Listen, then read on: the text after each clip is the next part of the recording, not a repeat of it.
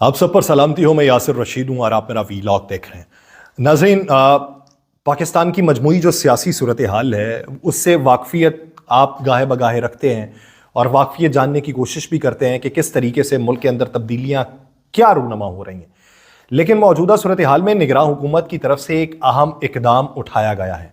उस अहम इकदाम के उठाने और उसके ऊपर माहिर कवानीन या दीगर लोगों की राय जो है वो आपके सामने रखनी है। निगरान हुकूमत ने जाते जाते बड़ा फैसला करते हुए इंटेलिजेंस ब्यूरो का स्टेटस जो है वो अपग्रेड करने की मंजूरी दे दी है। आप सबने सुना होगा। इसके अंदर हकीकत अब क्या होगी और उसके बाद इख्तियारात में तब्दीली क्या होगी। जो डीजी आईबी हैं वो काबीना इजलास में अब बैठ सकेंगे।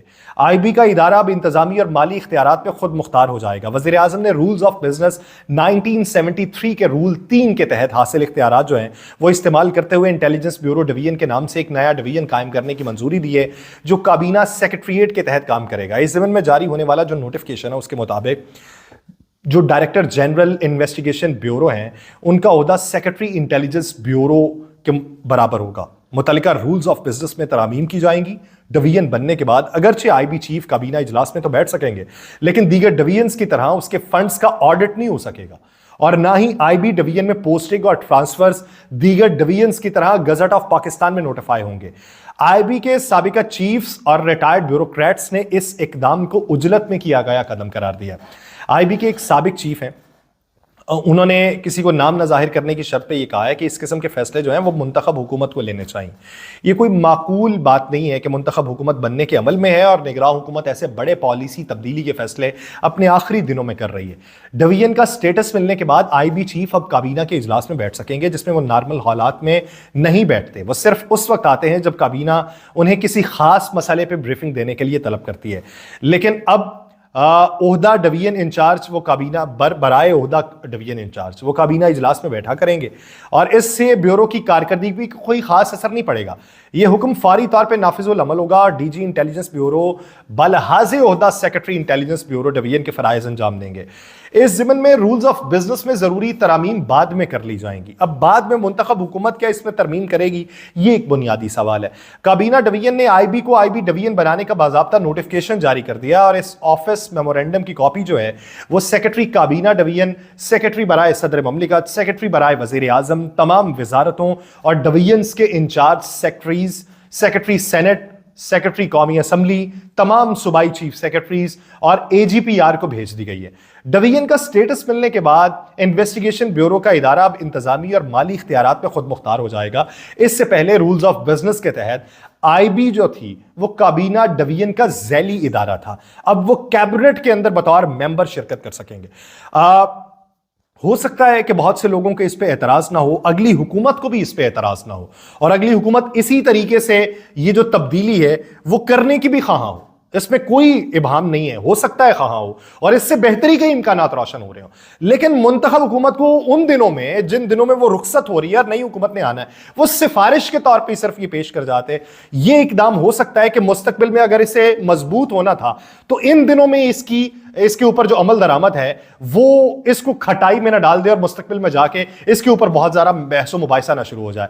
क्योंकि नई हुकूमत जो आनी है उसे तवज्जो गवर्नेंस पे भी देनी चाहिए और उसे देनी पड़ेगी। उसे बहुत से मुआशी चैलेंजेस से निपटना पड़ेगा। जिस तरीके से जावेद लतीफ़ साहब ने काशिफ अब्बासी साहब के प्रोग्राम में ये कहा कि जिनको लेके आए हैं उनको हुकूमत ने 6 महीने में लग पता जाएगा। अब लेके तो मियां नवाज शरीफ साहब को आए थे, वो अब हार जो है नून लीग की उसको ये कह रहे हैं कि नून लीग को हरवाया गया और किसी और को लाया गया। इस बात पे इस वक्त बहस होनी चाहिए कि मुल्की मईशत को बड़ी इस्लाहात के बगैर दुरुस्त क्या किया जा सकता है या नहीं किया जा सकता। सियासी वाबस्तगियों से हट के कारोबारी तबके की मुखालिफत के बावजूद टैक्स नेट को क्या बढ़ाया जा सकता है या नहीं बढ़ाया जा सकता। नुकसान में जाने वाले सरकारी इदारों की निजकारी बगैर किसी सियासी मुदाखलत के हो सकती है या नहीं हो सकती। तवानाई और गैस के शोबे में बढ़ते कर्जाजात खराब तर्ज हुक्मरानी का नतीजा है या उसकी कोई और वजह है। मुबाहिसा इस बात पे होना चाहिए कि गवर्नेंस का मामला इस बात को वाजे करने के लिए जेर बहस लाया जाए कि हुकूमत के पास कारकर्दगी दिखाने के सिवा कोई और रास्ता होता है या नहीं होता। माजी में सरकारी इदारों में मशकूक भर्तियों, माशी मामलात पे सियासत होती रही है जिसके पाकिस्तान के इदारे मुतहम्मिल नहीं हो सकते। हुकूमत में शामिल बहुत सारे लोग ये बातें करते हैं कि पाकिस्तान की मईशत को अपनी तारीख का सबसे बड़ा चैलेंज दरपेश है। हम अभी भी अपनी अपनी सियासत चमकाने के चक्कर में हैं। गुज़िश्ता 2 साल के दौरान जिस कदर महंगाई हुई है उसका सामना मुल्क को पहले कभी नहीं हुआ। दूसरे साल भी कंज्यूमर प्राइस इंडेक्स यानी सीपीआई 30% को छू रहा है और कुछ महीने ऐसे भी थे जिनमें इंडेक्स 38% तक था। महंगाई की वजह से शरह सूद बढ़ानी पड़ी, आपको 22% करना पड़ा। जब तक महंगाई कम नहीं होगी उस वक्त तक ये शरह इसी हद पे रहेगी। लेकिन हमारी तरजीहात क्या है? हमारी तरजीहात कुछ और तरह की है। भारी शरह सूद का नतीजा ये रहेगा, कर्जे बढ़ते रहेंगे, कर्जों की अदायगी का बोझ भी बढ़ता रहेगा, जो अभी भी बढ़ रहा है, ये तेजी के साथ बढ़ रहा है और नाकाबिले बर्दाश्त हो रहा है। बहुत से माहिर मईशत उनसे जरा पूछें कि भाई साहब ये जो सियासत चल रही है इसके मुकाबले में मईशत क्या चल रही है, तो आपको बताएंगे 8.6 खरब रुपए तखमीना किसी चीज का लगाया है और आमदनी का तखमीना 12 खरब रुपए है। वफाकी रेवेन्यू में सूबों का हिस्सा तकरीबन 4-5 खरब रुपए अदा करने के बाद मजमूई आमदनी जो है वो 6 खरब रुपए रहेगी। सूद की अदायगियों के लिहाज से देखें तो 2 खरब की कमी दरपेश होगी। जब सूद की अदायगी मजीद कर्ज लेके अदा की जाती है तो उसका मतलब यह होता है कि हुकूमत के बाकी जो अखराजात हैं वो भी कर्जे लेके पूरे होते हैं। क्या ये तमाम हुकूमतें जो आती रहेंगी कर्जे लेके हुकूमत को चलाती रहेंगी? बढ़ती शरह सूद के साथ बजट खसारा भी बढ़ता है। जीडीपी का 9% है, 106 खरब रुपए की जीडीपी के साथ खसारा 9.5 खरब रुपए है। और आप हमसाया मुल्क लगा लें, आज ही की रिपोर्ट है, टाटा, बहुत सारे लोगों ने नाम सुना होगा, टाटा पाकिस्तान के मजमूई जीडीपी से ज्यादा कमा रहा है। और हम कहां पे फंसे हुए हैं? हमें अपनी अपनी हुकूमतें बनाने की इस वक्त टेंशन पड़ी हुई है कि कौन हुकूमत बनाता है, किस तरीके से बनाता है, किसको लेके आना है। मुझे मसनद पे बिठाओ, मुझे ये आईनी ओहदे चाहिए, मुझे इतने ओहदे चाहिए, मुझे काबीना का हिस्सा नहीं बनना, मुझे ये बार कंधे पे नहीं उठाना, मुझे मौलाना को साथ नहीं रखना, मुझे मौलाना को फारिग करवाना है, मुझे मौलाना के साथ हाथ मिलाना है। ये इसी चीजों में हम फंसे हुए हैं। हमको ये नहीं मालूम कि अगले दिनों में क्या होगा।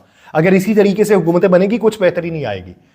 जब तक अवाम की नुमाइंदा, अवाम की नब्ज के ऊपर हाथ रखने वाली हुकूमत नहीं बनती, मुआशी तौर पे इतना फंसेंगे ना।